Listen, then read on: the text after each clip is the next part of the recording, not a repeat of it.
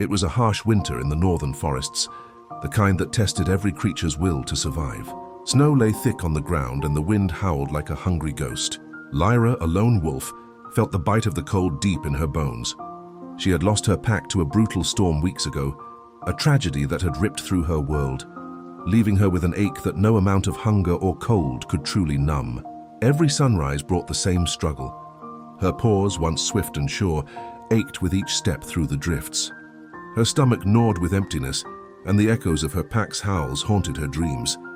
There were moments, many of them, when the crushing weight of her loss and the sheer exhaustion of her existence threatened to pull her under. The forest, once her familiar hunting ground, now felt like an endless, indifferent expanse. But Lyra carried within her the ancient spirit of the wolf, a spirit of unyielding tenacity.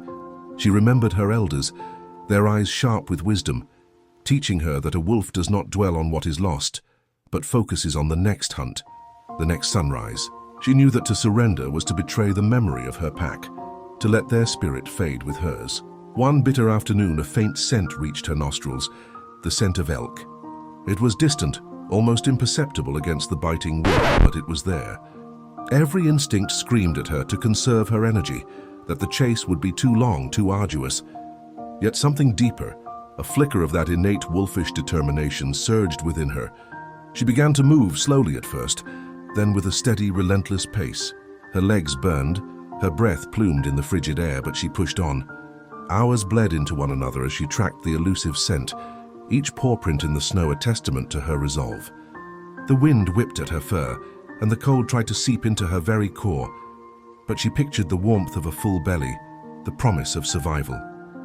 Finally, as dusk painted the sky in shades of bruised purple, she saw them. A small herd of elk, silhouetted against the horizon. The hunt was long and brutal, a dance of instinct and endurance. She faltered, she stumbled, but she never stopped moving. And in the end, Lyra the lone wolf brought down her prey. As she fed beneath the silent, star-dusted sky, a new kind of warmth spread through her. Not just from the meal, but from the profound realization that she had overcome.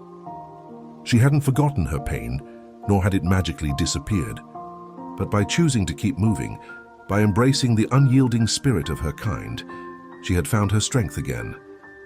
Lyra learned that day, and in the many days that followed, that challenges will always come.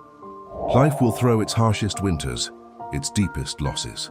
But like the wolf, we have within us the power to keep putting one foot in front of the other. We can acknowledge the pain, honor what we've lost, but then with unwavering tenacity, we must choose to move on. For in the act of moving, we discover the extraordinary strength we never knew we had.